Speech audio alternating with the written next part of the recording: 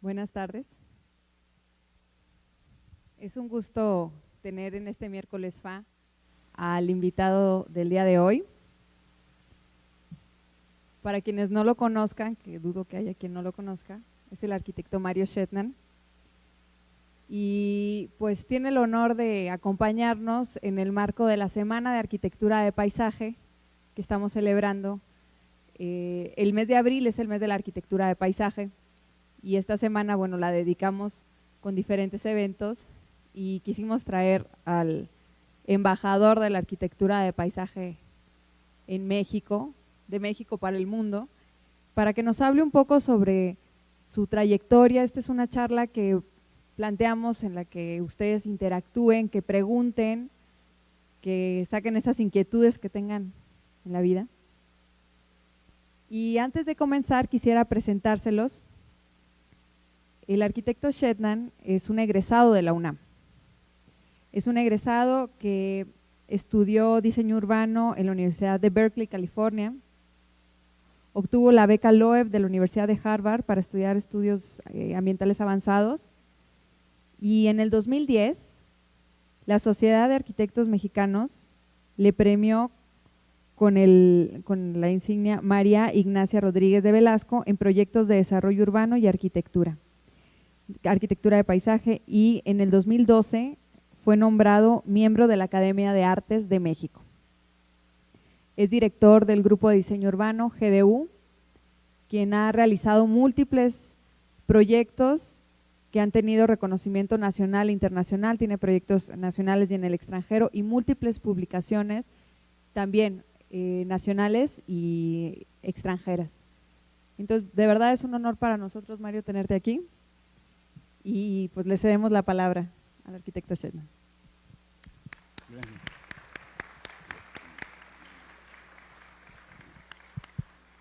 Muy buenas tardes.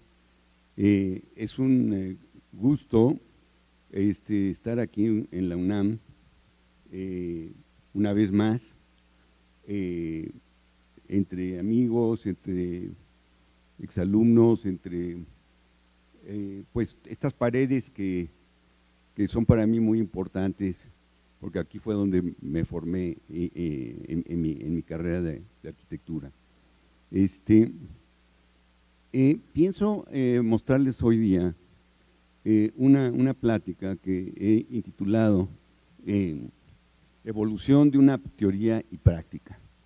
Es decir, que a través del tiempo las carreras de diseño van generando a partir de una posición teórica, y si vas construyendo en el tiempo tus cosas, se va generando entonces una dialéctica muy importante entre práctica y arquitectura. Es decir, una vez que construyes algo, aprendes, redefines, reorientas tu posición teórica para atacar otro nuevo proyecto con esa evolución de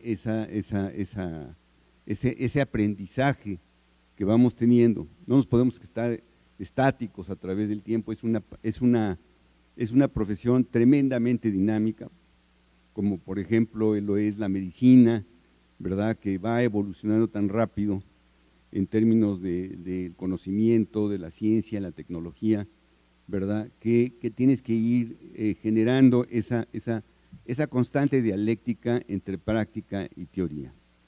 Me voy a sentar acá para que pueda yo tener ambas visiones, tanto de las diapositivas como de ustedes como público. He preparado esta plática en dos tiempos. El primer tiempo les voy a explicar quiénes fueron mis maestros, quiénes fueron mis influencias, por qué estudié paisaje, cómo fue que me fui dedicando a esta orientación en términos de arquitectura y de paisaje, urbanismo, que precisamente es lo que hacemos hoy día, y cuáles fueron esos orígenes, porque ustedes ahorita están en un primer año, o están iniciando la carrera, la mayoría de ustedes, o están por salir, o o inclusive son jóvenes arquitectos. Y entonces, espero que esto les pueda, pues simplemente informar y mejor aún inspirar a que puedan realmente tener una visión muy amplia y muy grande de su propio futuro. La primera cosa que se necesita en esta carrera es dedicación, dedicación, dedicación y dedicación. La segunda es pasión. La tercera es entusiasmo y visión de futuro, ¿verdad? Y en esas 3 o 4 atributos, si ustedes se los fijan y los siguen honestamente y éticamente, definitivamente tienen que llegar al éxito, al futuro en una carrera larga. Es decir, la problemática de estas carreras son carreras largas, no son carreras de 100 metros, son carreras de más que un maratón, digamos, ¿no? Son carreras de enormes magnitudes y van poco a poco construyendo, creando, interviniendo, ¿verdad? Teniendo unas oportunidades, tomando esas oportunidades, etcétera, y muchos fracasos, por supuesto, muchos fracasos, muchos rechazos, muchos tropiezos, ¿verdad? En un medio que cada vez es más difícil realizar precisamente lo que estamos realizando, que es la ciudad, la obra pública, la obra, el proyecto para las grandes masas de México y de otras partes del mundo, ¿no? Bueno, entonces la siguiente, por favor.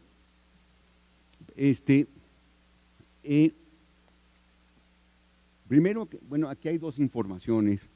En primer lugar, lo que tiene que ver con la arquitectura de paisaje es la creación de un lugar. Entonces, necesitamos conocer qué es ese lugar, la naturaleza del lugar. ¿Qué quiere decir la naturaleza del lugar? Todos los aspectos ambientales, los aspectos, por decir, todos los aspectos ambientales, si un terreno tiene topografía, qué topografía tiene, qué clima, dónde está orientado, qué vegetación tiene, cómo bajan las aguas, cómo es la hidrología, qué suelos tiene, qué vegetación se ha dado entonces como producto de todas esas variables, etcétera, etcétera, etcétera. Es decir, tenemos que conocer perfectamente el lugar que vamos a actuar. Hay 3 formas de conocer un lugar. Primero, todos los aspectos ambientales, científicos, vamos a llamarle, la parte científica. Segundo, la parte de intervenciones o artificialidades, es decir, la parte de todos los elementos que haya artificiales en un sitio, llámese edificios, llámese caminos, llámese puentes, llámese infraestructura, ¿verdad? Llámese drenajes, llámese cualquier elemento artificial. Es otro punto importante para el conocimiento de un lugar, para definir la naturaleza del lugar. Y en tercero, la parte, vamos a llamarle visual, la parte poética de un lugar. ¿Qué quiero decir con esta parte poética? La parte de lo que nos da la percepción, la sensación de ese lugar. Ese lugar que nos emite, que nos da, ¿verdad? Nos acoge, nos repele, es bellísimo, pero también puede haber un lugar que tengan que intervenir, que es sombrío, que es inclusive fantasmagórico, horrible, agresivo, ¿verdad? Contaminado, etcétera, etcétera. También no nada más tenemos que actuar, no nada más actuamos en lugares bellos, ¿verdad? Sino por lo general actuamos en lugares deteriorados, en lugares contaminados, en lugares abandonados, en lugares decaídos, degenerados, etcétera, etcétera. Entonces, ese primer punto es muy importante. El segundo punto de la información de estas fotografías es que son de México, son paisajes de México tomados por un gran fotógrafo paisajístico que se llama Antonio Vizcaíno, y muestran estas fotografías la gran diversidad ecológica y ambiental de México. México es uno de los países más ricos en el mundo en términos de biodiversidad y es el quinto país en términos de biodiversidad biológica y ecológica y faunística. Es decir, que tenemos un gran país también, pero que tenemos una gran responsabilidad con ese legado que se nos dio, así como se nos dio un legado de tipo prehispánico, colonial, etcétera, etcétera, y se habla tanto de ese patrimonio. Es más importante el patrimonio que tenemos de país como naturaleza, ¿verdad? Y en eso tiene que ver mucho la arquitectura del paisaje, tiene que ver mucho que ver con la protección y el salvamento y la regeneración de esos ambientes, de esos ecosistemas de nuestro país. Bueno, el segundo punto de la arquitectura de paisaje es como precisamente viendo digamos, si entendemos realmente lo que dije como naturaleza del lugar, tendremos que entender entonces que la participación interdisciplinaria en esta profesión es fundamental, ¿verdad? Tenemos que trabajar con biólogos, tenemos que trabajar con geólogos, con hidrólogos, tendremos que trabajar con ingenieros de todos tipos, ¿verdad? De todas especialidades, tendremos que trabajar con arquitectos, tendremos que trabajar con urbanistas, ¿verdad? Es decir, que la gran cualidad hoy día que se le define hoy día en el siglo XXI al arquitecto paisajista es que puede y está entrenado a trabajar interdisciplinarmente. No es el tótem, héroe, ¿verdad? Como nos pintaban a los arquitectos, ¿verdad? En los años 40, 50, ¿verdad? En novelas, en películas, etcétera, del gran Dios que viene a decir cómo son las cosas. No, aquí es un diálogo, es una interrelación, si es un liderazgo, si es una dirección, pero tiene que trabajar absolutamente porque no es un sabelotodo, es una forma del conocimiento y puede, como mayor cualidad,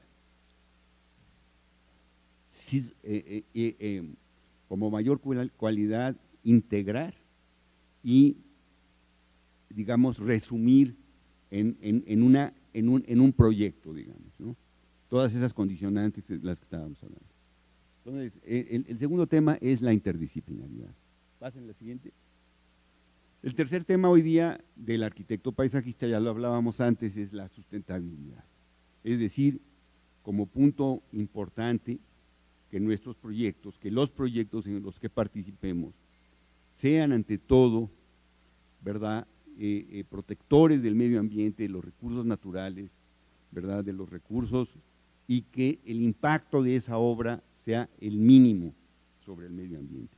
Eso es, en pocas palabras, la tan hoy llevada y traída noción de sustentabilidad. Por lo tanto, entonces, lo que más importante que se requiere en un arquitecto paisajista es que sea este abogado, que tenga esta bandera de sustentabilidad, en términos de cuál es el impacto mínimo de una obra X sobre el medio ambiente. Bueno, la siguiente punto, que también tiene que ver con la arquitectura de paisaje, obviamente, al trabajar en un medio, al trabajar en un terreno, al trabajar en una ciudad, ¿verdad?, es entonces que tiene que trabajar con aspectos culturales, básicamente tiene que ver con el servicio, digamos, hacia la comunidad, hacia el hombre, ¿verdad?, hacia el cliente, pero básicamente hacia la comunidad, ¿verdad? Nos podrá pagar el proyecto un determinado presidente municipal o el director de una gran compañía, etcétera, pero finalmente nuestra responsabilidad es, en primera instancia, con la comunidad. Tenemos que ver los aspectos históricos, tenemos que ver los aspectos del precedente. ¿Qué quiere decir eso? Quiere decir en relación a capas en los que nos encontramos siempre, de todo tipo, históricas, arqueológicas, etcétera, culturales que tengan que ver. Tenemos que entender también todo eso. La siguiente, por favor. Otra cosa muy importante en esta noción de integración, de integralidad, ¿verdad? Es que para mí hay una continuidad teórica entre arquitectura, paisaje y urbanismo. No termina aquí la arquitectura, aquí empieza el paisaje, no termina la ciudad y luego resulta que son los edificios, y después los jardines o los espacios abiertos o las plazas. Hay una integralidad, hay un concepto total, integral, hay un continuum. Y esto es muy interesante porque, por ejemplo, nosotros hemos ganado concursos de arquitectura, ¿verdad? Entrando con una visión urbanística, vamos a llamar, la posición de ese edificio en concreto, en la ciudad, sus conexiones, ¿verdad? Sus relaciones con su entorno, y eso han sido las claves de ese proyecto, por ejemplo, y a partir de esas claves hemos ganado concursos de arquitectura, ¿verdad? Pero también hemos entrado a otros concursos de paisaje que los hemos ganado, por ejemplo, entendiendo que este espacio es eminentemente arquitectónico, que es espacial, que tiene que ver con una forma, ¿verdad? Y así entramos a ese proyecto, ¿verdad? O lo vemos desde esa perspectiva, o igualmente en proyectos de urbanismo no vemos una ciudad en abstracto, en 2 dimensiones, vemos una ciudad en 3 dimensiones y también en una dimensión de movimiento, en una 4ª dimensión, forma, tiempo, espacio, ¿verdad? Y ante eso hemos también procedido, hemos sido, digamos, escogidos en proyectos de urbanismo con esta visión paisajística, natural, con esta visión arquitectónica, con esta visión tridimensional, etcétera, ¿no? Con esta visión ambiental, con esta visión ecológica. Bueno, la siguiente. Otra parte muy importante de nuestra profesión que tiene que ver con la equidad. ¿Qué quiere decir esto? Que tenemos que dar servicio, insisto, a la comunidad, tenemos que dar servicio a las grandes mayorías, ¿verdad? Tenemos que pensar muy bien, como yo decía, quién es nuestro cliente, así sea un cliente privado, ¿verdad? Tenemos que tener siempre esta visión de equidad. Otra, por favor. Y finalmente, como objetivo más importante y resultante, vamos a llamarle, dentro de toda esta teoría, es obtener una calidad de diseño. Si obtenemos esta calidad de diseño dentro de estas variables que tenemos anteriormente, tendremos un buen proyecto y por lo tanto tendremos un proyecto que va a mejorar la calidad de vida de las personas a las que les estamos proyectando. Y eso es finalmente de lo que se trata esta profesión. No se trata de tener grandes currículums, no se trata de tener grandes obras monumentales, no, se trata de servir, insisto mucho, se trata de servir a la comunidad, se trata de mejorar la calidad, es decir, entrar a un proyecto y decir, esta es la calidad que tenían estas personas en esta parte, en esta área de la ciudad, y se los voy a dejar así. Ojalá ya pudiera haber sido hasta acá, pero si llegué aquí, ya cumplí con mi deber y con mi ética, digamos, profesional. La siguiente, por favor. Vamos a ver algunos proyectos a través del tiempo que han tenido que ver en estas 4 zonas de intervención, digamos, ¿no? La arquitectura de paisaje tiene mucho que ver con la infraestructura. ¿Qué quiere decir esto? Tiene que ver mucho con el agua, con el drenaje, con la hidrología, con la hidráulica, ¿verdad? Tiene que ver con las calles, tiene que ver con el urbanismo, entonces tiene que ver muchísimo con la infraestructura. Y hoy día se concibe que la arquitectura de paisajes tiene que ver con una infraestructura verde y azul, porque estamos en un proceso precisamente de cambiar lo que era la infraestructura suelta, la infraestructura sola, vamos a decir, en una ciudad que estaba dada por los ingenieros, a una interrelación, ¿verdad? Si tenemos un río no lo vamos a entubar, ¿cómo lo podemos salvar, cómo lo podemos naturalizar, pero que cumpla esas visiones de infraestructura, digamos, y así sucesivamente. Bueno, segundo, la recuperación del espacio público, ¿verdad? Una parte muy importante, ¿verdad? Nuestras ciudades han crecido muy rápidamente, ¿verdad? México, a mediados del siglo XX, tenía 25 millones de habitantes, ¿verdad? A mediados del siglo XX, es decir, en 1950, teníamos 25 o 30 millones de habitantes y hoy tenemos 111 millones de habitantes. Es decir que en un periodo muy corto, de 60, 65 años, se ha duplicado, más que duplicado la población. Entonces han crecido muy rápido nuestras poblaciones, han crecido muy mal, han crecido sin control, han crecido sin calidad, y una labor muy importante de la arquitectura de paisaje hoy día es esta recuperación del espacio público. Y ahorita vamos a ver algunas de estas intervenciones. Y después, otra parte muy importante en la que hemos participado son intervenciones en sitios postindustriales. ¿Qué quiere decir esto? Quiere decir en la transformación de todo lo que es el siglo XIX, el siglo XX, ¿verdad? Que fue un proceso de industrialización muy fuerte, donde estaban metidas las industrias en las ciudades, donde estaban las minas, las grandes minas, ¿verdad? Y véanse, o las grandes fábricas que fueron motor, digamos, de desarrollo de esas ciudades. Hoy día todas estas industrias, todas estas extracciones, todas estas minas se han cerrado. Si ustedes se fijan en dónde son los principales proyectos ahorita, hoy día, en la Ciudad de México, ¿verdad? En Santa Fe, que fueron unas minas de arena, ¿verdad? O en la zona de Azcapotzalco, que fueron industrias, ¿verdad? O en la segunda sección de Chapultepec, que fueron minas e industrias, ¿verdad? O en las zonas atrás de Polanco, que fueron industrias automotrices, industrias de todo tipo, de harineras, etcétera, etcétera, Azcapotzalco, ¿verdad? Etcétera, toda esa parte, y ahí sucesivamente va a ser después Tlalnepantla, ¿verdad? En donde va a crecer la ciudad, o la Industrial Vallejo, etcétera, etcétera.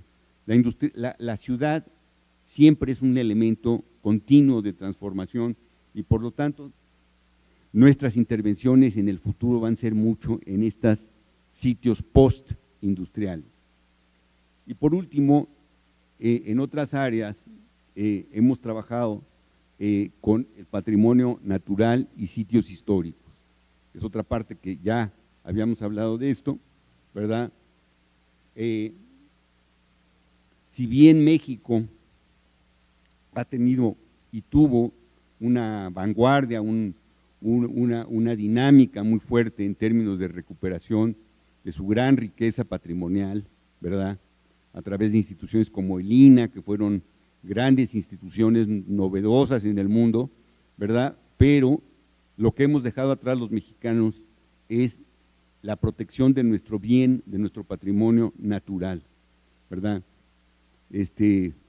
Decía el gran escultor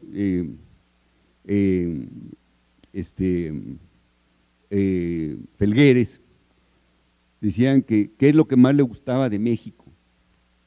Y decía, ahora que cumplió hace poco 80 años, y le hicieron una entrevista muy bonita en el periódico y le preguntaron, ¿qué es lo que más le gusta de México?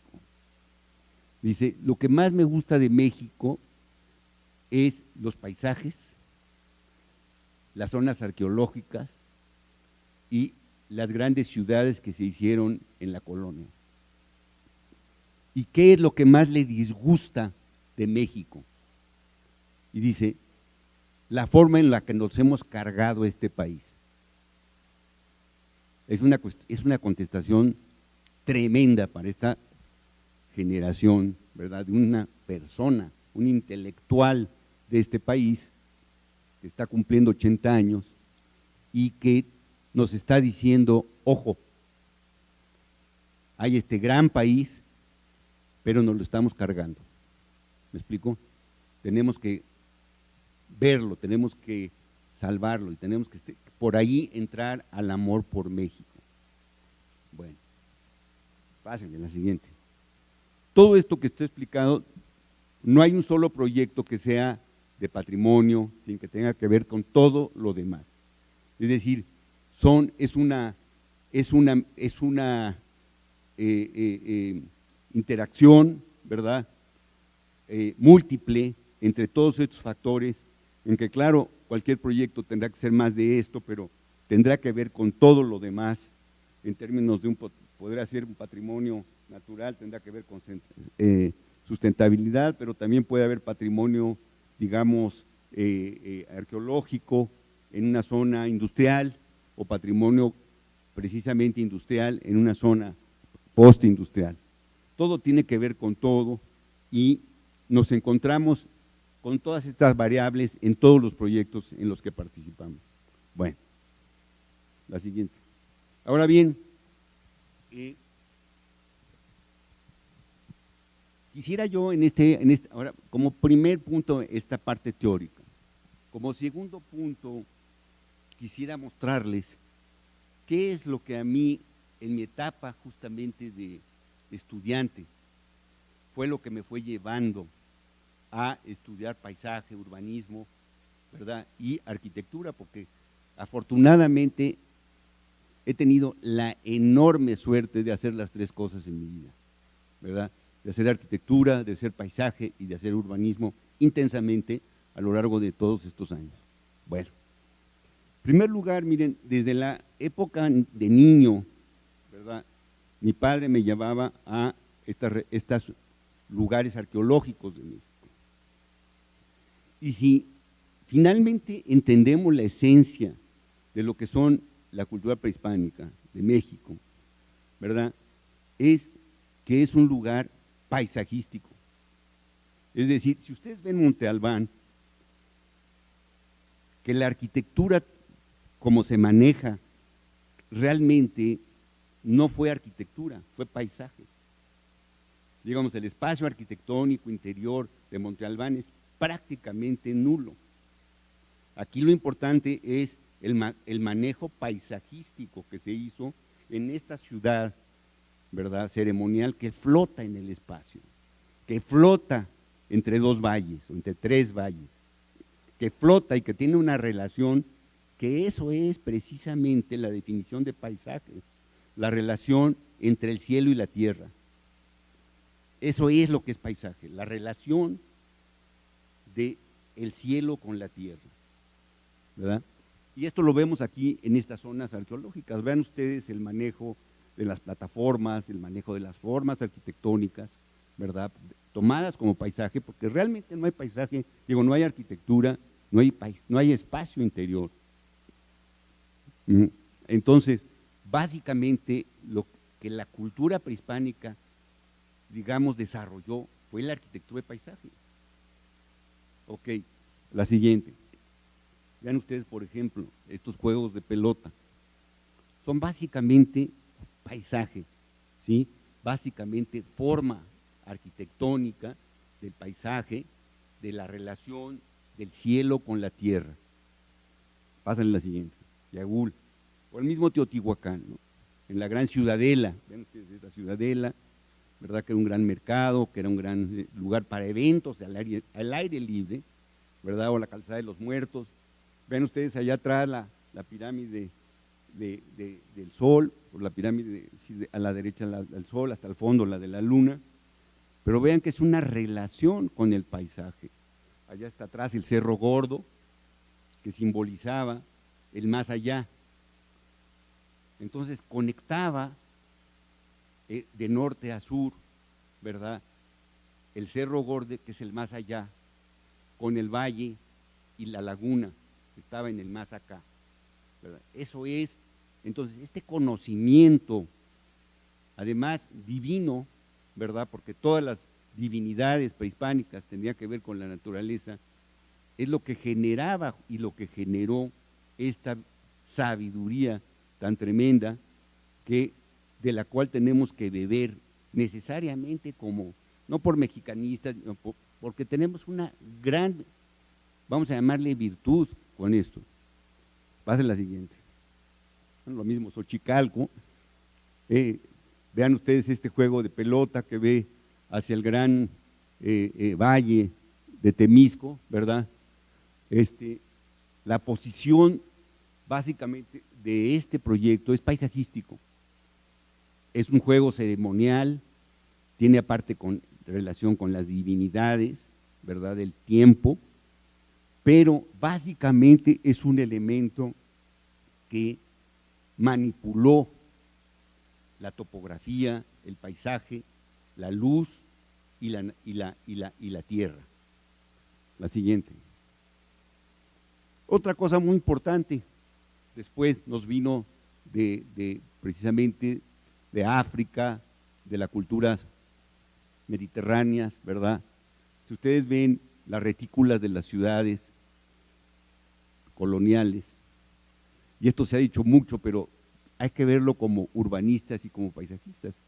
Si ustedes ven esa fotografía de Morelia, por ejemplo, ahí están todos los elementos característicos del urbanismo colonial.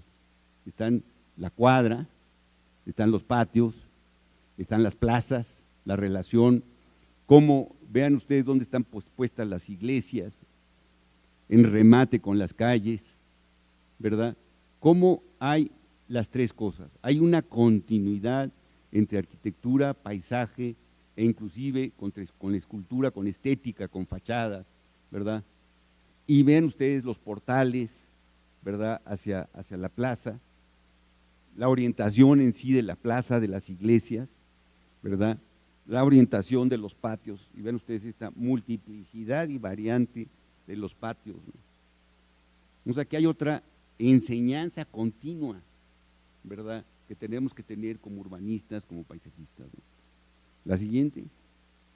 Bueno, que no se diga de toda la parte barroca, que básicamente se ha criticado mucho que el barroco mexicano no es espacial. Para mí esto es espacial y además tiene otra connotación muy importante a diferencia del barroco italiano, que es la luz. El dorado de México es la luz y esa es la magia del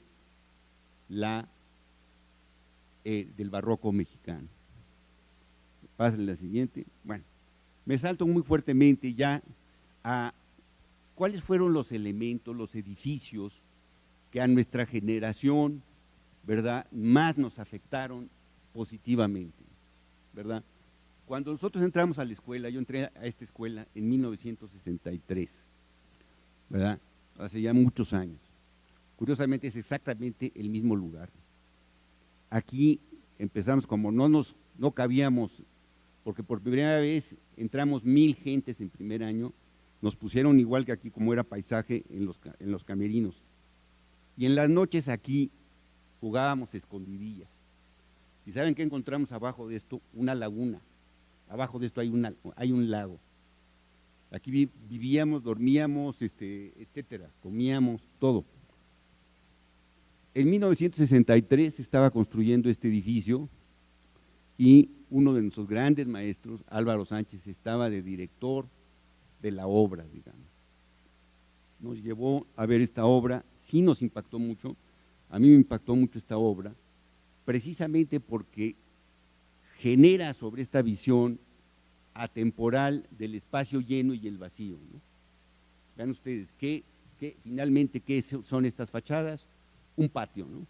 Un gran patio están semicubiertos, una parte, esta otra parte cubierta. Entonces, otra vez, esto es para mí esta generación del paisaje. Esto me impactó mucho en 1963. La siguiente. La siguiente.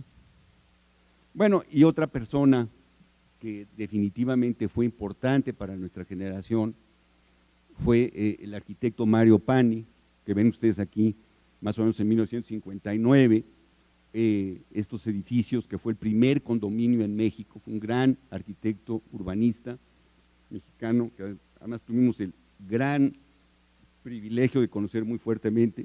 Ven ustedes aquí. Y puse esta fotografía porque si ustedes ven, aquí está Mario Pani, Nicolás Mariscal,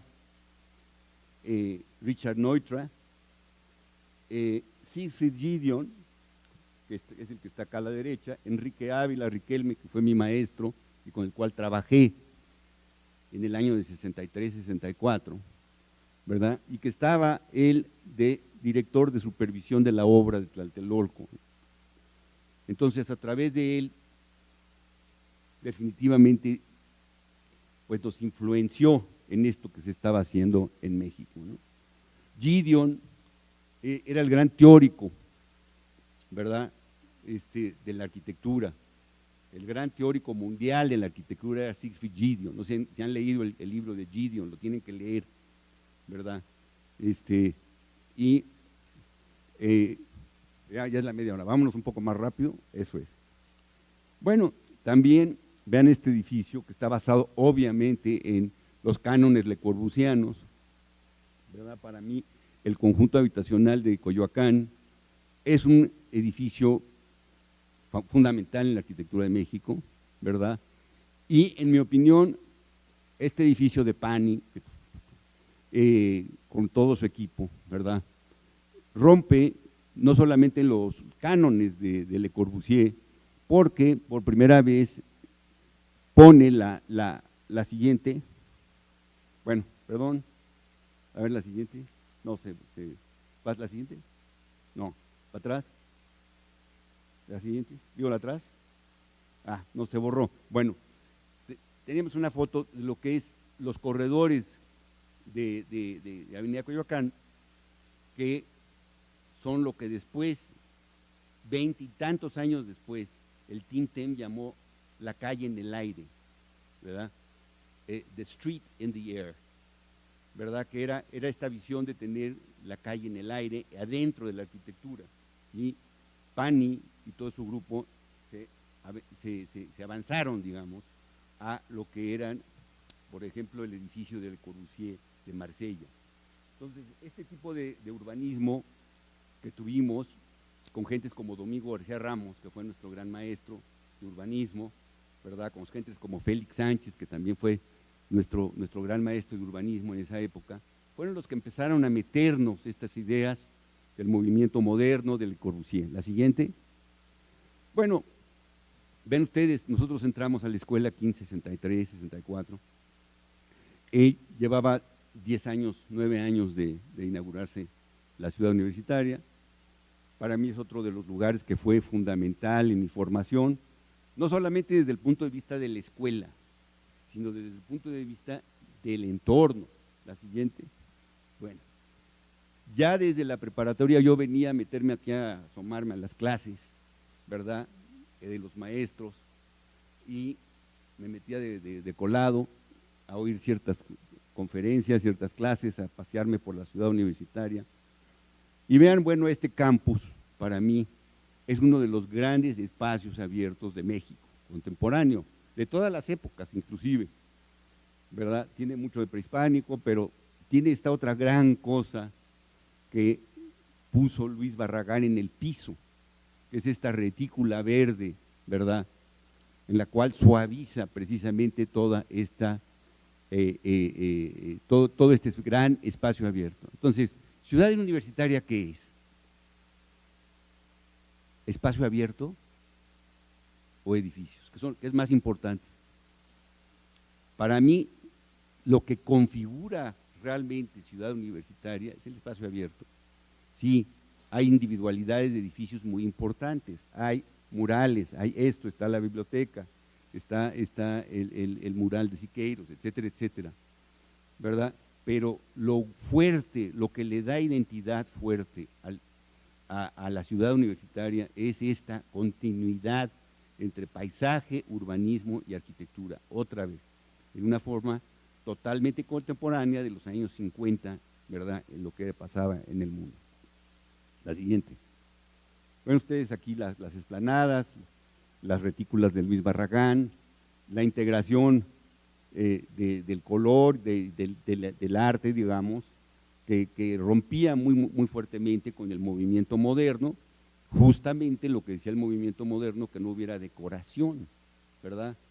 Que no hubiera detalles estéticos, que no hubiera decoración, es decir, que Adolf Loos es lo que decía, ¿no? Es decir, que la decoración es un crimen, que era uno de los grandes postulados del movimiento moderno, ¿verdad? Y aquí se rompe, pero se da con esta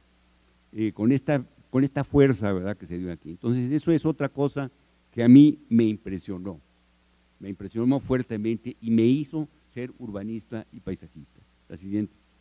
Bueno, vean ustedes esto del gran estadio, cuando vino Wright en 54, y le preguntaron qué pensaba de Ciudad Universitaria, dijeron que, pues, que le pusieran una bomba a todo, que lo único que se salvaba era el estadio, ¿verdad?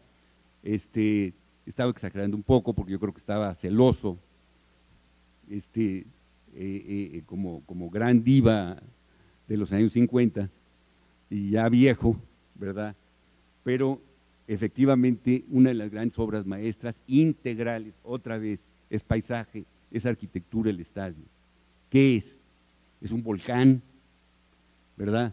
Es un recinto, pero es espacio abierto y cerrado, y es topografía, y es esto, y va más allá de la arquitectura, es esta integralidad.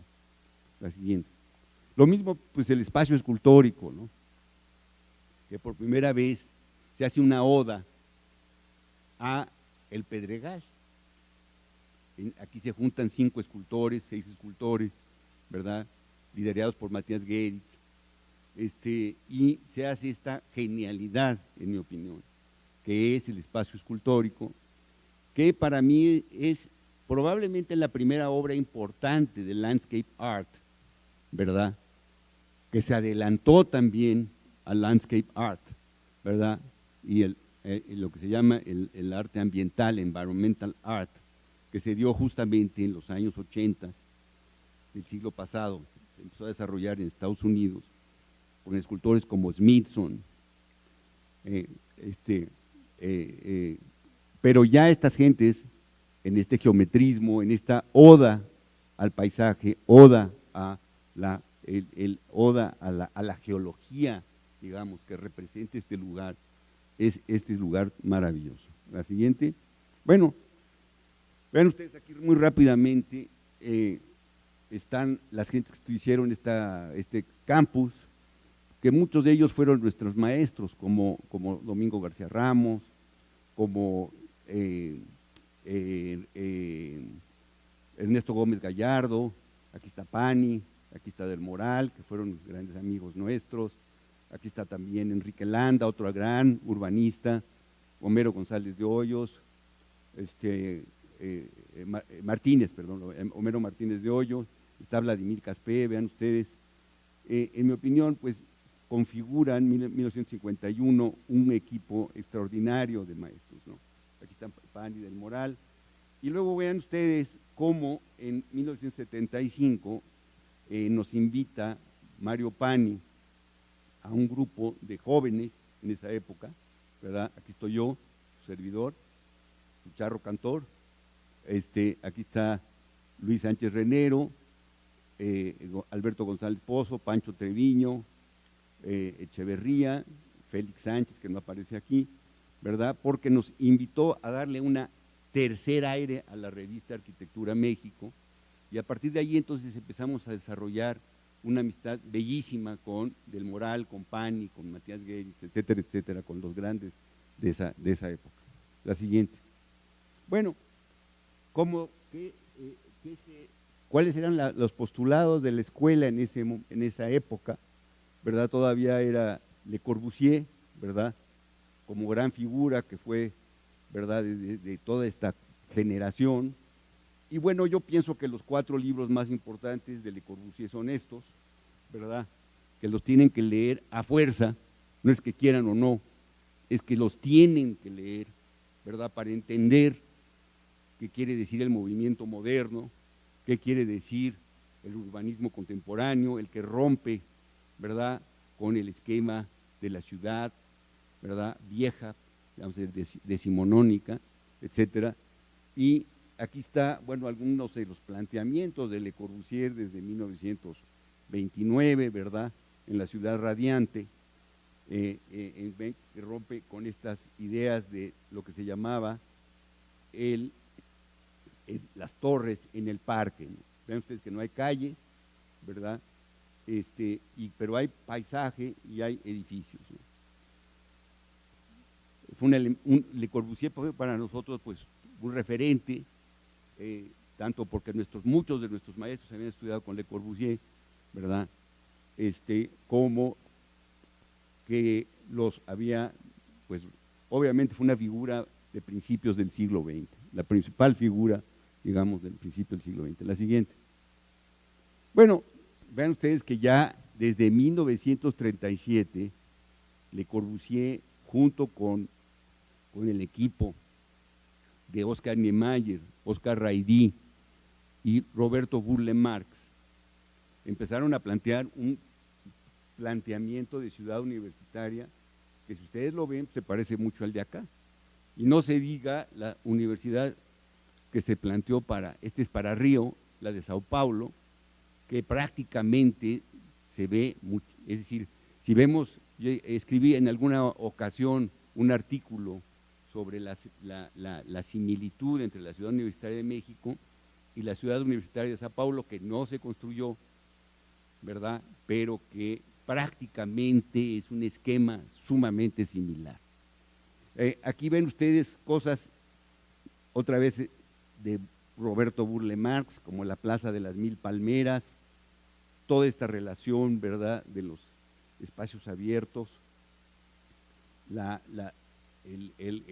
digamos, los ejes, el estadio, etcétera, que se planteaba desde 1937 en esta ciudad universitaria de Río. La siguiente. Bueno, otra persona que me influenció y que tuve el enorme privilegio y gusto de conocer fue Luis Barragán, ¿verdad? Aquí estoy yo y aquí está Luis Barragán, no, aquí estoy yo, aquí está Luis Barragán, 1970 y tantos, ¿verdad? Este es un sketch, digamos, un dibujo de Barragán de las torres de satélite, ¿verdad? La siguiente.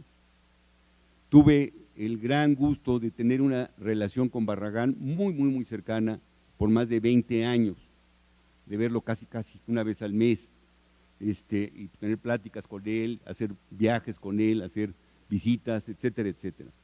Y bueno, este es probablemente el primer paisaje contemporáneo de México, que es esta casa 1 de Barragán, que hoy es la casa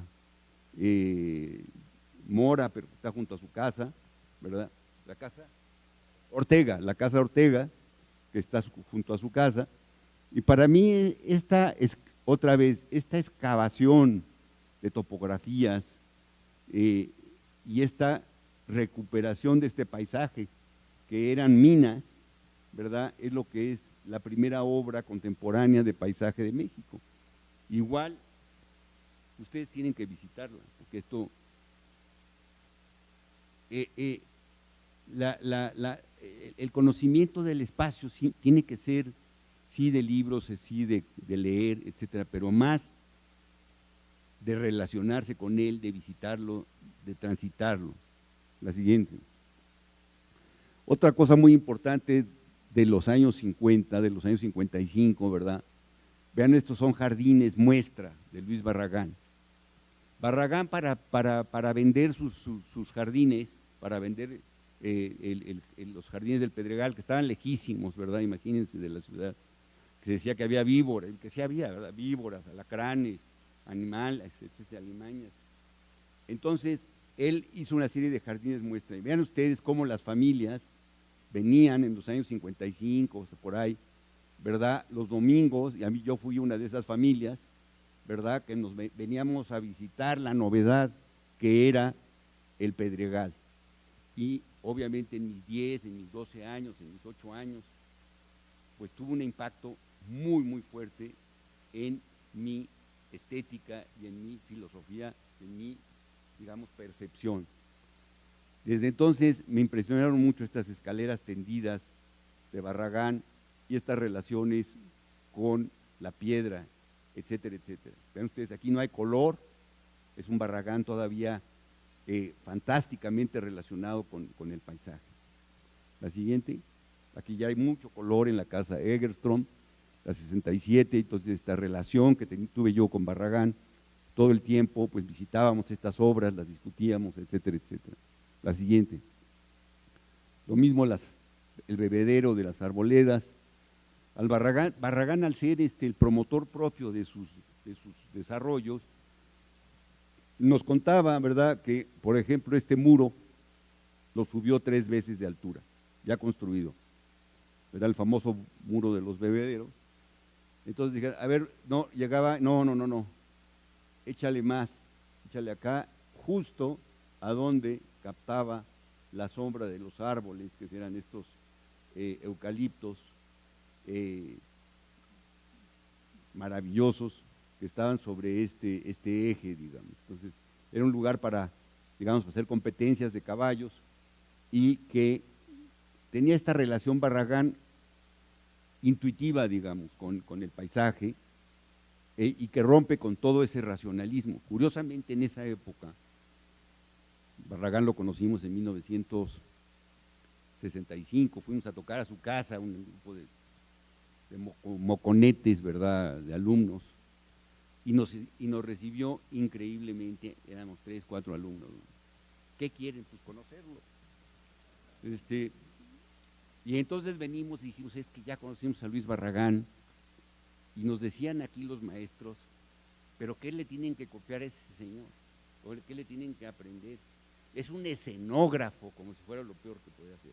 Es un escultor, no se sabe qué, es jardinero, es horrible, es jardinero, imagínense, es jardinero, escultor y escenógrafo. Yo hoy día me precio mucho de que pudiera ser un buen jardinero, un buen escultor y un buen escenógrafo, digamos. Alejandro Luna, el mejor escenógrafo de México, dice que precisamente cuando él estudió arquitectura y cuando él empezó a hacer escenografía, decía, pero ¿por qué haces escenografía? Es pura falsedad. Y nosotros llegábamos aquí con nuestros maestros y todavía era un anquilosamiento ya de nuestros propios, de muchos de nuestros maestros, con el famoso, ¿verdad?, funcionalismo, ¿verdad?, que otros grandes maestros como Augusto, como Ricardo Flores, como Álvaro Sánchez, empezamos a romper, ¿verdad?, y irnos hacia otras visiones más espirituales y más perceptuales del paisaje y de la arquitectura, digamos. La siguiente. Bueno, me voy más rápido porque otra persona importantísima para mí en estos años estudiantiles fue Roberto Burle Marx. Roberto Burle Marx fue un pintor, paisajista, naturalista, biólogo, escultor, pintor, ¿verdad?, un gran genio del siglo XX, de Latinoamérica, del mundo, ¿verdad?, poco conocido. Curiosamente, cuando empezábamos a ver las grandes fotos de Brasilia, ¿verdad?, a mí lo que me impresionaba de Brasilia eran los paisajes, los entornos, y me empecé a meter y entender que había una persona detrás de eso, que además de Oscar Niemeyer, ¿verdad?, y de su maestro, había otra persona que no se le daba crédito, curiosamente, que era Roberto Burle Marx. Entonces yo empecé a investigar sobre Marx, Roberto Burle Marx, desde mi etapa estudiantil, y bueno, empecé a descubrir maravillas como el Jardín Monteiro y toda la filosofía del paisaje naturalista, ¿verdad?, geomorfológico, ¿verdad?, de Burle Marx. La siguiente, por ejemplo, como este paisaje que después Burle Marx transita hacia el geometrismo en esta residencia de Edmundo Cabanelas que hizo con Oscar Niemeyer, ¿verdad? Vean, en donde inclusive hace esta trama de pastos de distintos colores. La siguiente, o proyectos que tenía para Washington, ¿verdad?, 79, como o cuando veíamos las fotos, ¿verdad?, de 65, de Brasilia, pues realmente a mí lo que claro, era muy importante esto, y Brasilia era un elemento referente del urbanismo y demás, pero en esencia a mí lo que más me gustaba era esto, ¿verdad?, y esto. Y entonces me empecé a meter y entender las relaciones de color, de textura, de transición, de vegetación, de asociaciones vegetales, de toda la teoría de Roberto Burle Marx. La siguiente. Vean ustedes, por ejemplo, estos jardines verticales diseñados por Roberto Burle Marx en este edificio Xerox, ¿verdad?, en 80, pues es entre escultura, vegetal, realmente una cosa extraordinaria. La siguiente.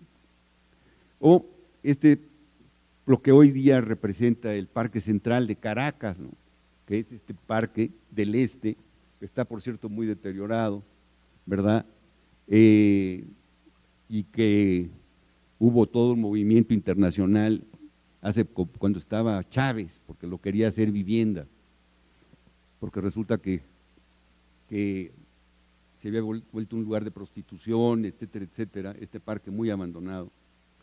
Y bueno, hubo un movimiento mundial para salvarlo, que este es uno de los grandes, grandes parques, ¿verdad?, entre 56 y 61 del mundo, que está en Caracas y que le da la identidad hoy día como el Chapultepec, digamos, de Caracas, que hizo Burle Marx. La siguiente. Ven ustedes, esto es como está ahorita, ¿verdad? Esto es como se diseñó. La siguiente. Si ustedes ven el río de hoy, y es otro de los elementos que me di cuenta que el paisaje hacía ciudad a través de Roberto Burle Marx. Hay un plano muy interesante de todas las intervenciones de Burle Marx en la bahía de digamos, Copacabana y las distintas bahías de Río de Janeiro, y tiene intervenciones continuas desde 1940, 45 hasta 1970. Entonces, todo lo que hoy día ven ustedes de la maravilla de esa ciudad maravillosa que se llama, ¿verdad?, que es Río de Janeiro, lo hizo una gente que se llama Roberto Burle Marx, un paisajista, un urbanista único en la historia del siglo XX. Bueno, ok, la siguiente. Aquí está otra gente que fue muy importante en nuestra formación, Oscar Niemeyer, y bueno, esta es una carta que le mandó Oscar Niemeyer, introduciendo a mi padre a que viera unas obras. En 1945 mi padre hace esa visita a Brasil, conoce a Niemeyer, ¿verdad?, y todos los arquitectos que fueron de la época de los 50 abrevaron también en la arquitectura de Brasil. Los arquitectos mexicanos, hubo una gran relación, ¿verdad?, entre Venezuela, México y Río de Janeiro, y claro, el líder de esto era Oscar Niemeyer. La siguiente.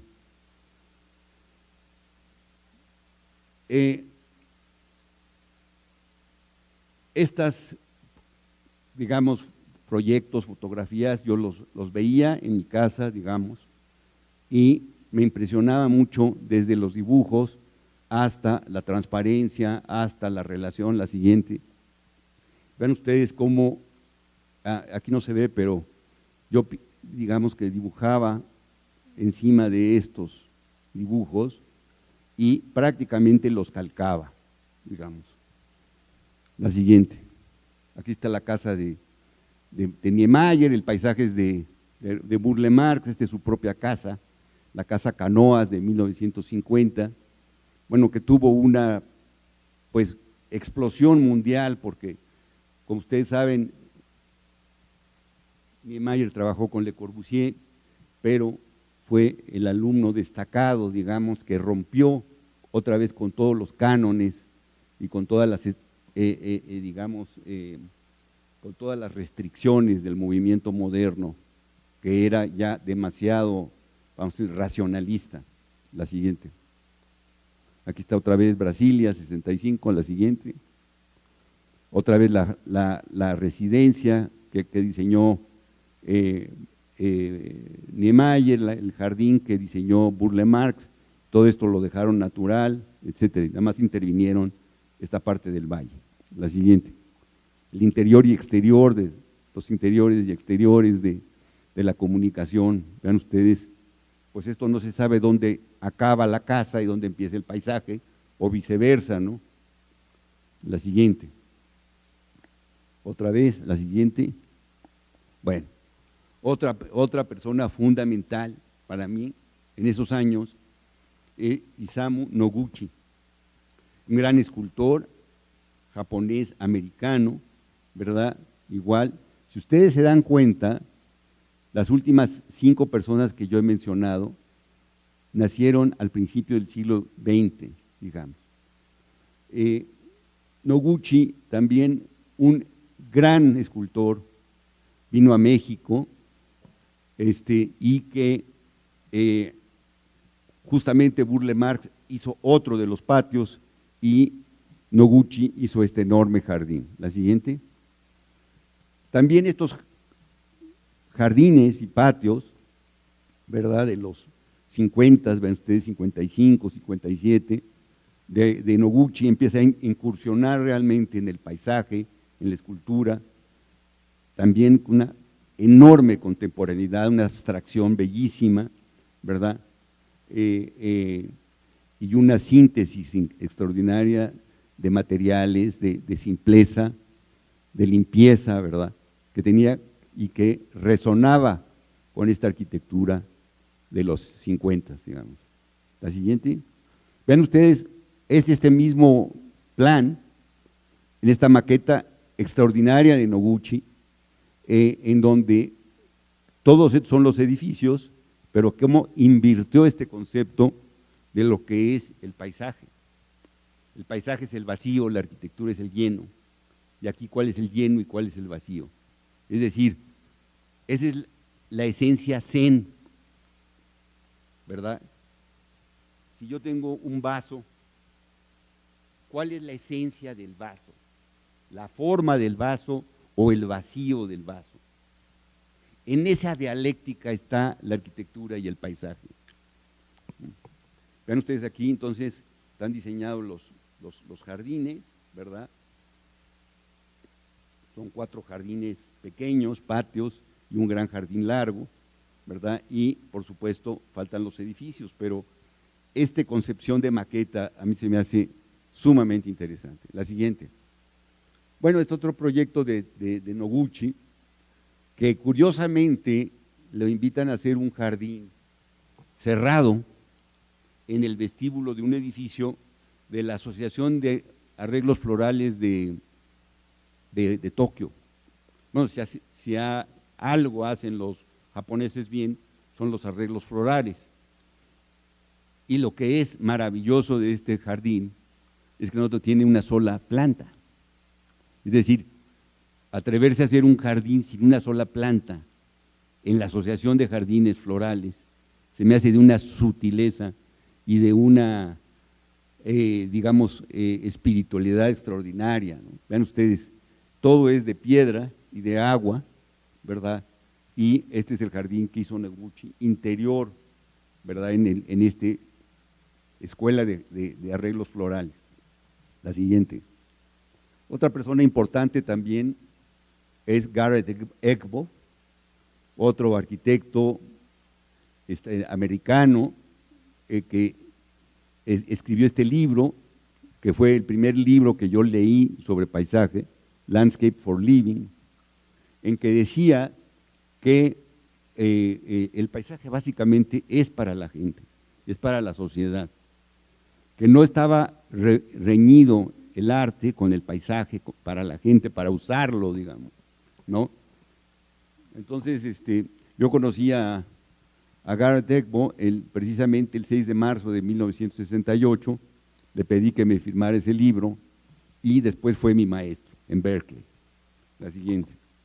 Bueno, ven ustedes cómo hay esta contemporaneidad desde 1947 en estos pequeños parques, ¿verdad?, multiculturales, totalmente económicos, democráticos, que hizo, por ejemplo, para Sacramento, ya desde 1947, parques públicos, ¿verdad?, en este paisaje que ya empieza a ser arte, pero que empieza a ser social, sobre todo. La siguiente.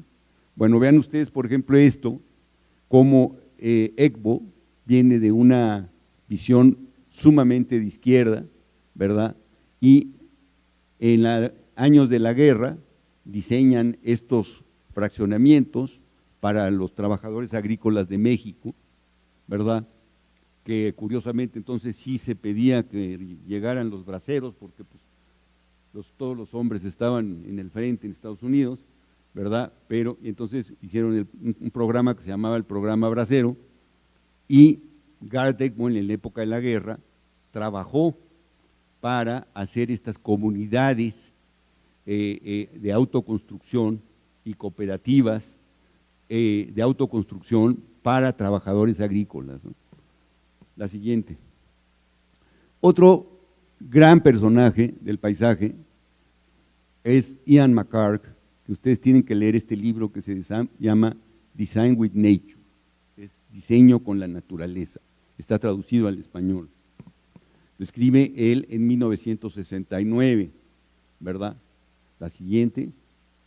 Y bueno, lo que enseña en este paisaje regional, en entender ya otra escala del paisaje, ¿verdad?, cómo clasificar sistémicamente, ¿verdad?, los ríos, la hidráulica, ¿verdad?, en este plan, gran plan maestro de toda una región. Aquí está la ciudad de Washington, en Estados Unidos, pero es toda la región, digamos, una gran región que se empieza a planificar, ¿verdad?, en 1967, a partir de toda la parte hidráulica.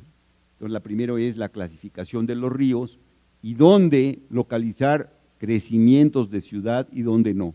Es decir, es el gran paisajista a nivel regional, a nivel sistémico, a nivel ecológico, digamos, de finales del siglo XX. La siguiente, aquí está precisamente, vean, aquí está Washington, y son todas las zonas a las que podía crecer la ciudad y la región de Washington, y cómo conservar el paisaje regional y cómo conservar el río como una entidad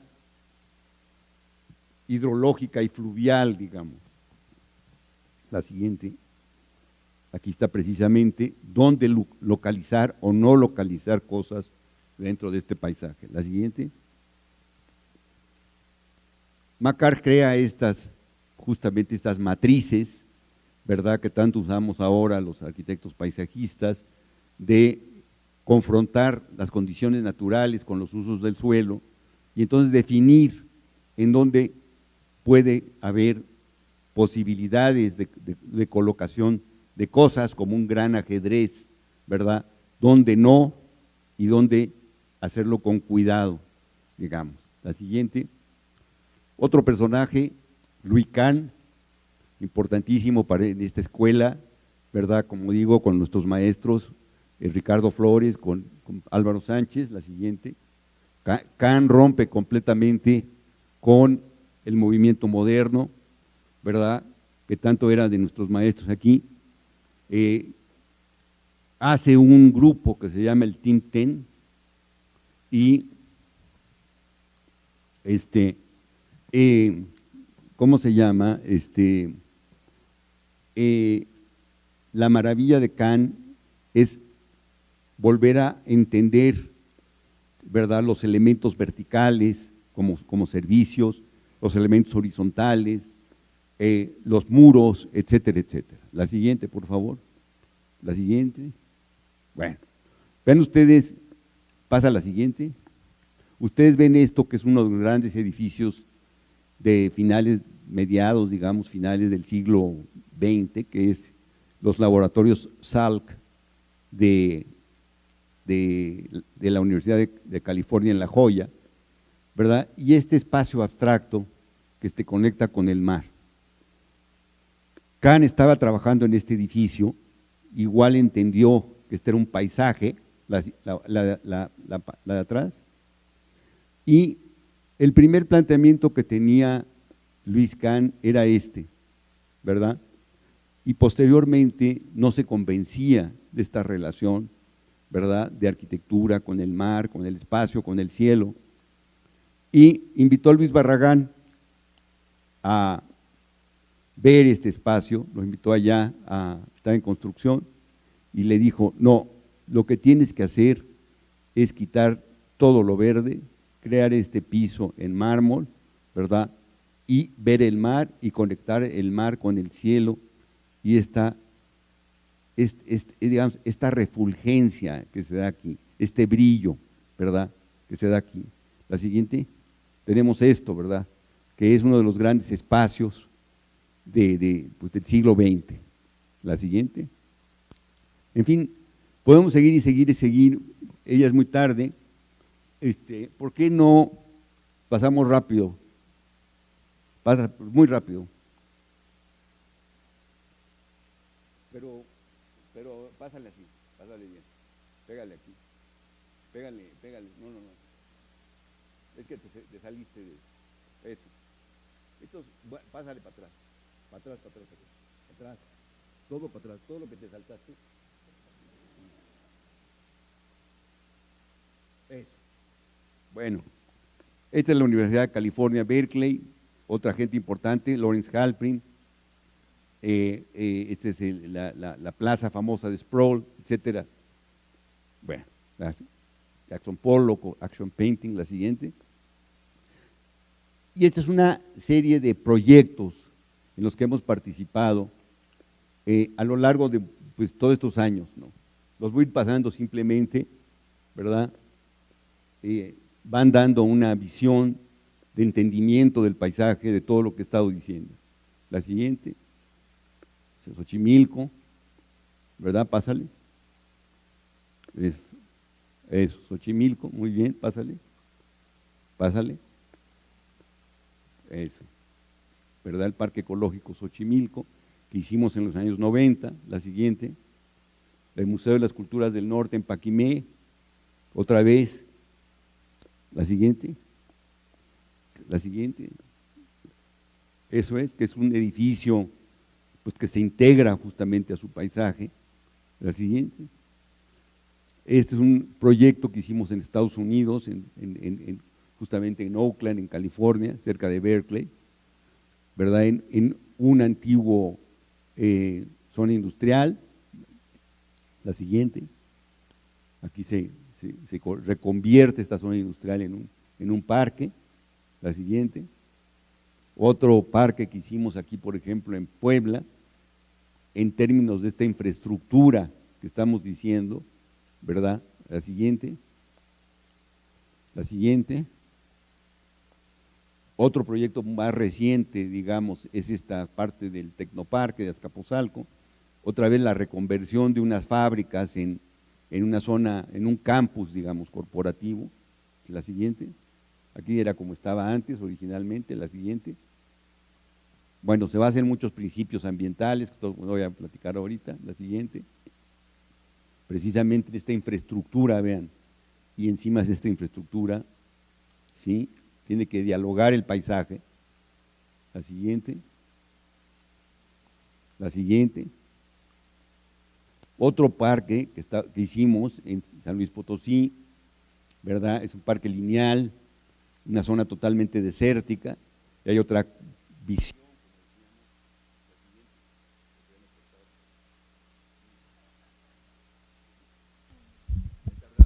No. Tómatelo, cambio. 5 minutos más. La siguiente, eso, pásale, sí, pásale. La siguiente. También hemos trabajado en zonas, como decía yo, ecoarqueológicas, como Copalita en Oaxaca, básicamente en esta zona. La siguiente es la recuperación de toda una, pues un patrimonio, como decía yo, vegetal o un patrimonio ecológico. En la siguiente, con un patrimonio arqueológico. La siguiente, la siguiente, la siguiente. Vean ustedes la maravilla. Tan valioso esto como la historia, porque las dos son patrimonio y las dos son historia, lo arqueológico y lo natural. La siguiente, la siguiente, siguiente, eso. Siguiente, siguiente, siguiente, siguiente, siguiente. Entonces aquí dialoga la arquitectura igual con el paisaje, con la naturaleza, con el clima, inclusive con la parte sísmica. La siguiente, la siguiente, sí, siguiente, siguiente, siguiente, siguiente, eso es. Una residencia que hicimos para una persona, digamos, adinerada, pero muy sensible, en Malinalco, un norteamericano. La siguiente, ¿verdad? Es su casa con toda una serie de jardines. La siguiente, el manejo de toda la vegetación, el agua, de los apantles y que se recicla, digamos. La siguiente,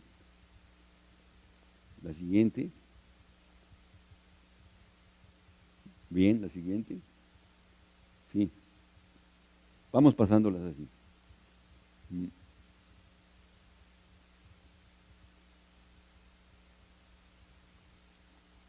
La siguiente, sí, pásale, la siguiente. Esta es también toda la rehabilitación que hemos estado haciendo los últimos 10 años de Chapultepec. La siguiente. Esto es otro proyecto muy interesante de lo que era la antigua refinería de Pemex, en donde está el Parque Bicentenario, en Azcapotzalco, en el norte de la ciudad. Así era, digamos, la refinería. La siguiente, un proceso, digamos, de estudio, de participación de muchas gentes. La siguiente. Se encontraron grandes contaminaciones, como decía yo antes, al principio. La siguiente, la siguiente, la siguiente, la siguiente, la siguiente.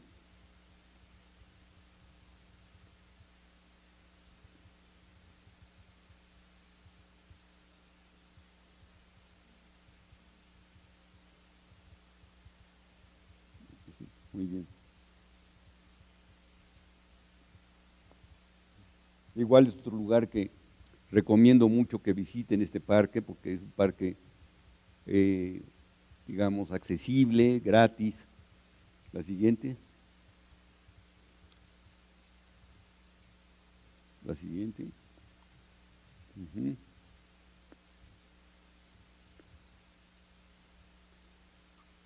Cómo se reconvirtió esta cisterna, esta infraestructura, en un orquidario. La siguiente.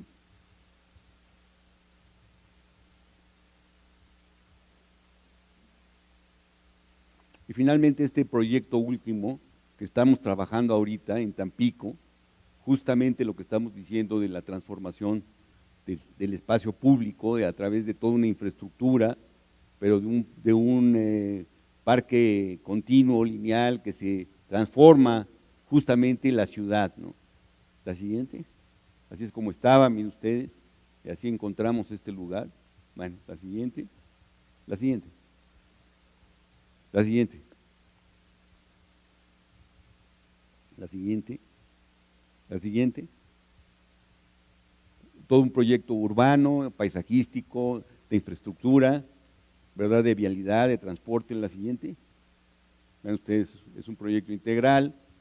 La siguiente, desde sus inicios, un proyecto muy complejo desde el punto de vista de la infraestructura y desde el punto de vista de la ingeniería y desde el punto de vista de la consolidación de todas estas cosas, ¿verdad? En terrenos muy frágiles, digamos, muy pantanosos.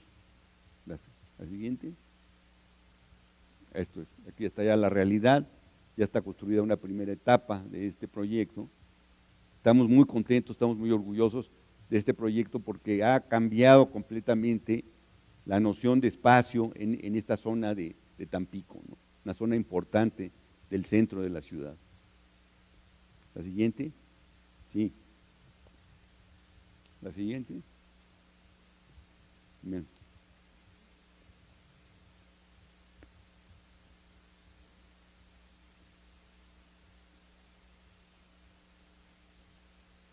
Eso.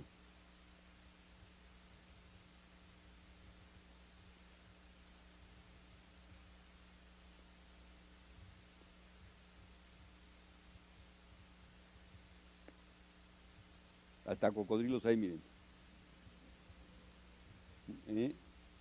Aquí está el cocodrilo que ya adoptaron y aquí está el cocodrilo realmente comiéndose un pez.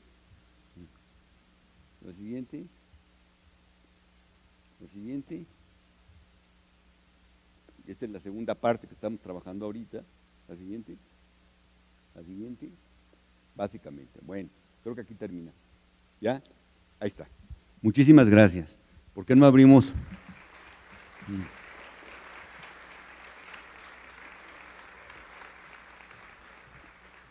Perdón, me tardé 2 veces más de lo que pensaba.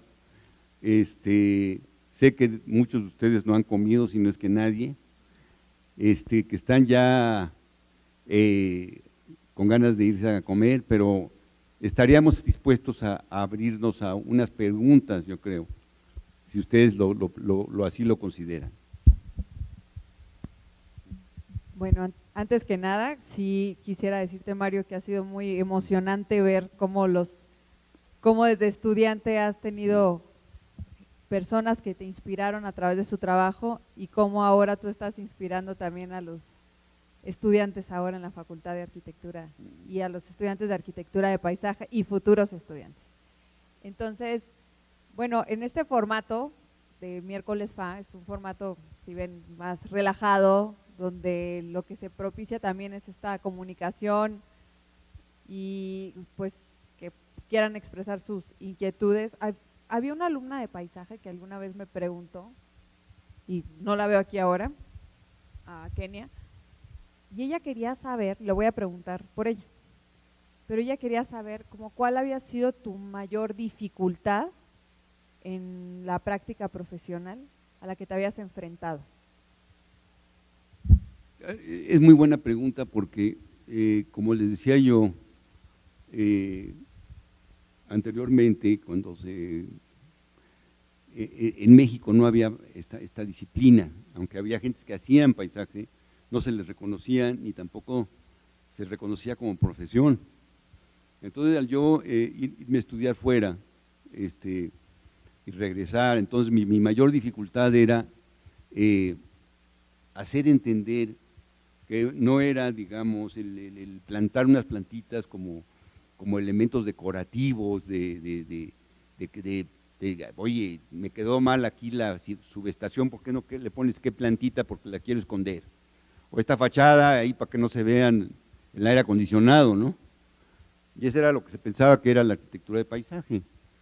Entonces, la gran digamos, dificultad de las gentes de nuestra generación fue mostrar qué es lo que podía hacer el paisaje, que ya era una cuestión de tipo urbana, que ya era una cuestión de tipo ambiental, que estábamos viviendo una crisis ambiental, que estábamos viviendo una crisis urbana y que básicamente la labor del paisajista es esa regeneración, es esa recuperación tanto de la ciudad como del paisaje o la preservación de esos valores de paisaje, ¿no?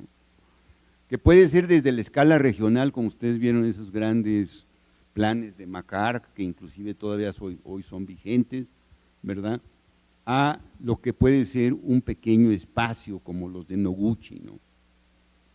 Y que ahí puede ser desde su conexión más íntima con el arte, ¿verdad?, con la espiritualidad, hasta la gran región, digamos.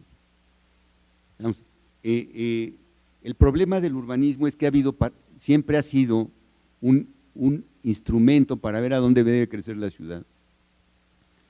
Y la visión ambiental es al revés, es para dónde no debe crecer la ciudad. ¿Me explico? Es que debemos de conservar primero y por dónde la forma urbana se va a ir a partir de esas visiones ambientales o ecológicas, ¿no? Entonces, sí fue una gran dificultad hacer transmitir esta utilidad del paisaje, este uso del paisaje, esta nueva profesión, ¿verdad? Que todavía, cuando empezamos la escuela de arquitectura de paisaje aquí, les decían a los alumnos, pero ¿para qué te metes al paisaje? Sí, es plantitas, los propios maestros de aquí, ¿verdad?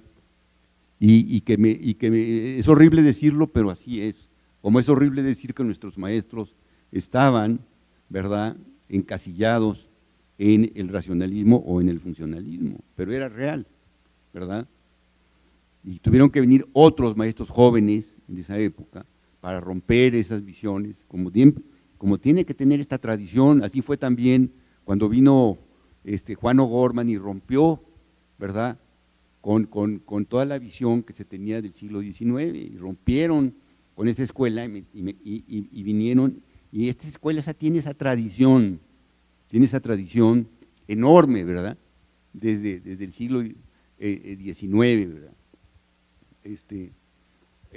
Entonces, esa es la visión que tenemos que tener, es decir, ¿cuál es esta visión de futuro?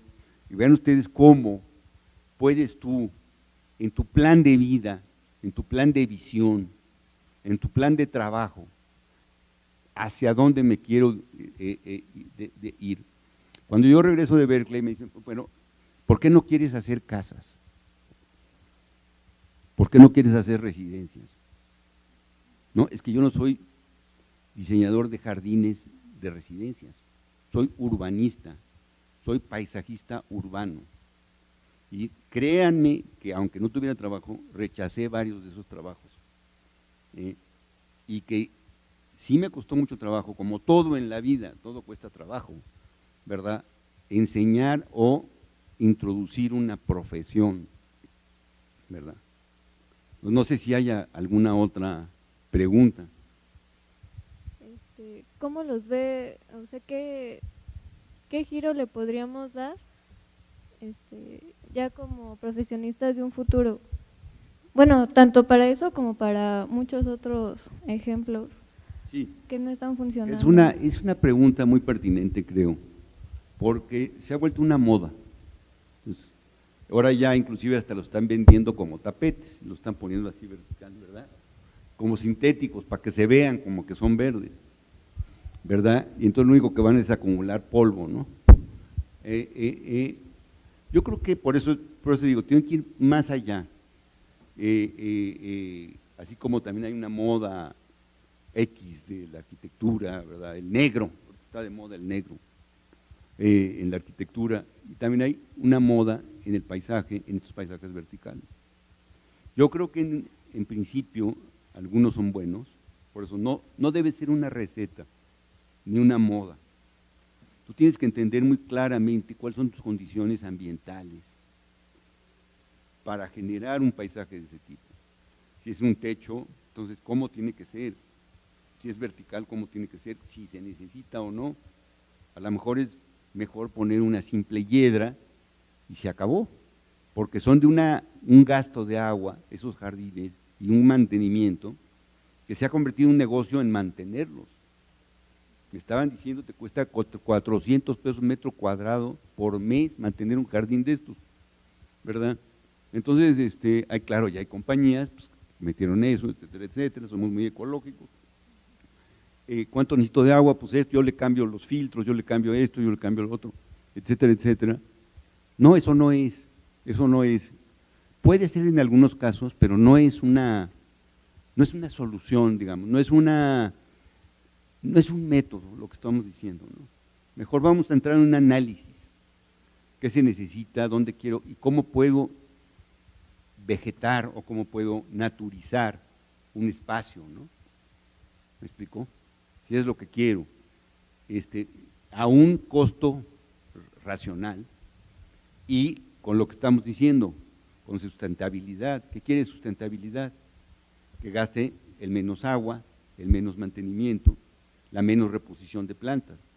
Porque es muy fácil llegar, tirar las plantas, después de un año no funcionaron estas, pues, vamos a poner otras. Entonces, no, eso no es sustentabilidad. ¿Me explicó? Entonces, son modas, no hay que seguir las modas, hay que estar, digamos, a la vanguardia, pero somos en México mucho de copiar, copiamos indiscriminadamente. Ya salió en una foto, ¿en dónde? Pues en París, ¿verdad? Pues échate un muro verde. Hay muy buenos muros verdes en México, sí, están bien hechos, hay muy bien hechos, pero se han convertido en una moda, a veces, digamos, irracional, ¿no? ¿Me explico?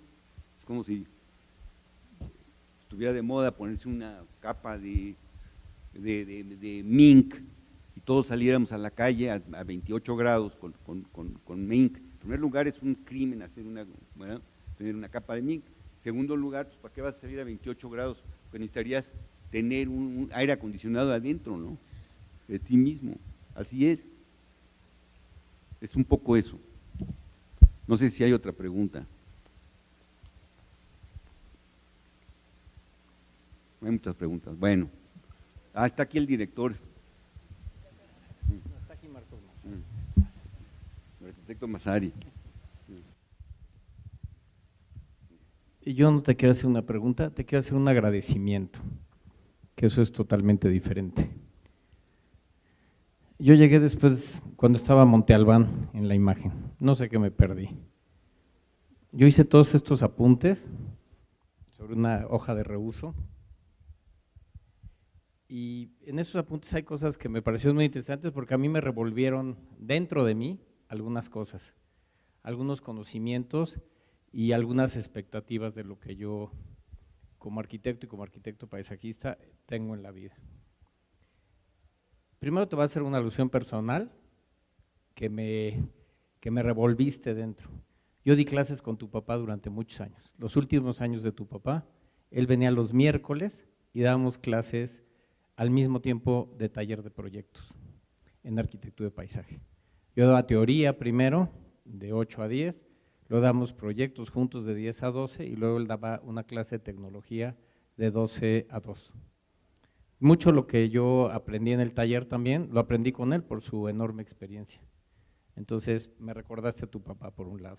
Pues con eso ya me revolviste a mí también. Sí, bueno, porque el corazón. Porque luego se nos olvidan las cosas y cuando lo mencionaste, me lo recordaste. También me recordaste, y un libro que yo uso mucho en mis clases, a Ian McHarg. Me recordaste a través de todos estos que aquí los tengo, que han marcado tu formación. Creo que es importante compartir quiénes han marcado la formación, porque a veces son gentes que conocemos, a veces son gentes que no conocemos, ¿sí? Por ejemplo, te envidio tu relación con Luis Barragán. Cuando yo estudiaba arquitectura, ya Luis Barragán está muy enfermo. Y yo tengo algunos amigos que entraron porque la cocinera los dejó entrar. Y Luis Barragán decía, ¿quién está allá abajo? Y la cocinera le decía, no hay nadie. Y yo no me atreví a entrar, durante muchos años no me atreví a entrar a la casa de Luis Barragán, porque tenía un respeto que me daba pues no, se me hacía que no era conveniente entrar a Casa Luz. Digo, a la Casa Ortega entré y me encantó, pero a la Casa Barragán como que me quedó un respeto hacia algo que creo que caracteriza la obra de Barragán, que es justamente esa intimidad que tiene entre la casa y el jardín. Me llevó muchos años, incluso ya abierta la casa y ya siendo museo, romper pues este lazo que había sido pues muy difícil porque lo habíamos querido lograr, pero ya Luis Barragán no estaba en condiciones de lograrlo. Te lo envidio también. Me parece que nos has compartido una visión personal y eso es fundamental para todos.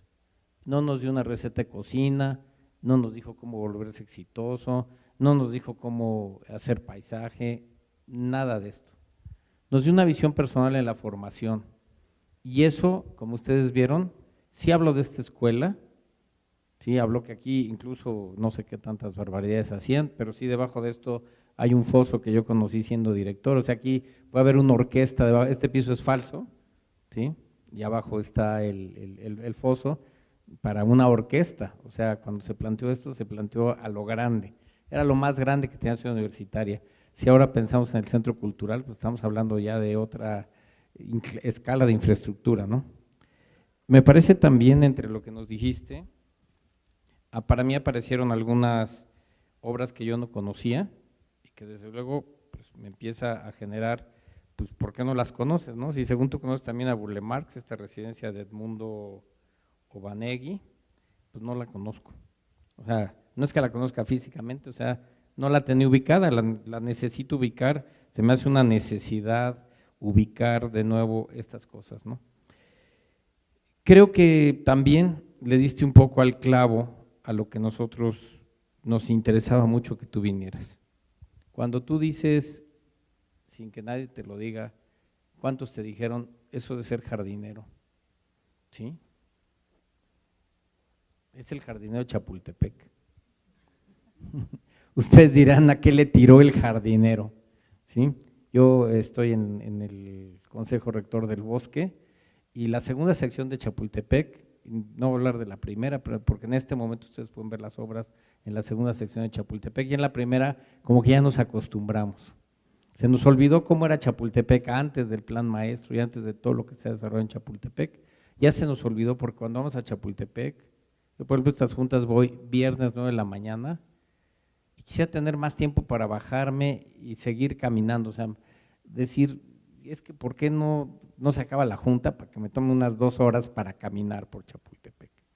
Y ahora en la segunda sección de Chapultepec hay todo un proyecto también. Entonces es un jardinero de primera, o sea, se los presento porque siempre queda esa duda de, ¿y a poco el paisajista puede? Ahora, también otra de las cosas que es importante es que tú eres un referente. Tú nos enseñas otras obras como referentes para ti, pero tú eres un referente para todos nosotros. Y eso es lo que te agradezco, o sea, porque finalmente viene un referente, el más importante de la arquitectura de paisaje en México, sin temor a equivocarme, ¿sí? Y como universidad obviamente y como facultad, pues qué maravilla que sea un egresado de esta facultad, ¿no? Podría venir de otro lado, pero no, es un egresado de esta facultad. Y ha tocado muchos sitios en la República y ha generado una cultura en torno al paisaje que finalmente le abre la puerta a otras generaciones.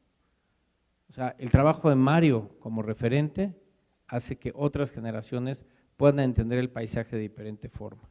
Y como dijiste, no importa si la escala es pequeña o la escala es grande. Lo importante es esta visión de diseño, esta visión de construcción de los proyectos, porque vieron todos sus proyectos, pero sobre todo esta visión ambiental, ¿sí? O sea, no es fácil ser arquitecto y decir que uno es paisajista, no es fácil ser paisajista y decir que uno es arquitecto. Pocos como Mario tienen esta posibilidad y tienen la posibilidad de presentarlo además con esta naturalidad, con esta frescura. Yo te lo agradezco profundamente porque creo que finalmente a veces vienen y nos enseñan la obra y esta es la obra y miren yo hice esto y aquello, pero no nos hablan del uno mismo y tú hablaste de ti mismo.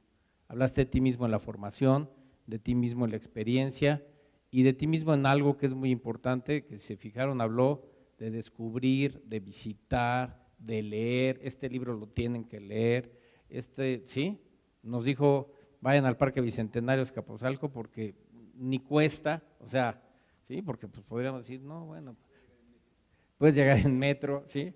Porque si nos dice que vayamos a la UNESCO, a París y no sé qué, bueno, pues está un poco más complicado. Pues no digo, vayan a Azcapotzalco y vean si lo que les estoy enseñando es real o es un mito, porque esa es la parte importante. Si ustedes no van y ven a la gente y ven lo que hace la gente y cómo cambió esto, toda esta zona de Azcapotzalco, quizás no lo van a entender, ¿no? O sea, hay que ir y verlo. Creo que cuando empezaste con el Tezosomoc, y el Tezosomoc es un ejemplo de arquitectura de paisaje que requiere un mayor mantenimiento. Eso es algo de lo que nos falta, o sea, hacemos, pero luego no nos damos cuenta que la obra de paisaje es una obra en donde el mantenimiento es esencial. Hay que seguir viendo y hay que seguir cuidando estos espacios, ¿no? O sea, eso es algo que creo que nos falta. Nos gusta la novedad, ¿sí? Pero después se nos olvida la novedad. ¿Sí? Cuando iniciamos con arquitectura de paisaje, hablamos del Tezosomoc, hablamos del Parque Ecológico de Xochimilco, ahora hay muchísimos más ejemplos más de la obra de Mario, hay otras obras, por ejemplo, me parece que el Tecnopark es una de estas obras en donde vemos cómo la arquitectura y la arquitectura de paisaje dialogan y establecen un intercambio de ideas entre el paisajista y el arquitecto. O sea, me parece que veniste a abrir una puerta, espero que para muchos, una puerta a la que hay que asomarse, algunos decidirán entrar por completo, convertirse en paisajistas, otros decidirán nada más asomarse, pero nadie de esta escuela puede salir sin asomarse. Eso sería un peligro enorme. Si pensamos que la arquitectura sigue siendo el objeto arquitectónico, sin mirar al entorno, estamos perdidos. Y para terminar quisiera decir algo que por ahí lo voy a apuntar para que nunca se me olvide, que aparte resultó poético: paisaje es la relación en la tierra y el cielo. Gracias, Mario.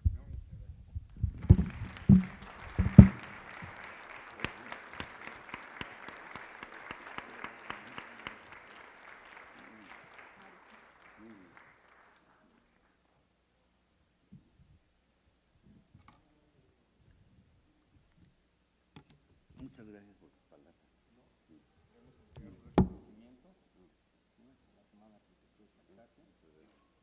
Vamos a entregar un reconocimiento de la Semana de Arquitectura de Paisaje, pero también un reconocimiento del miércoles Fakir, porque efectivamente hay que ser Fakir para estar aquí, pero a veces nutre también lo que se va a otras partes que no son el estómago. Y pues un libro para agradecerte, es Nuestra perspectiva de ciudad universitaria a 60 años de su construcción, una visión crítica. ¿Sí? Mil gracias, Mario.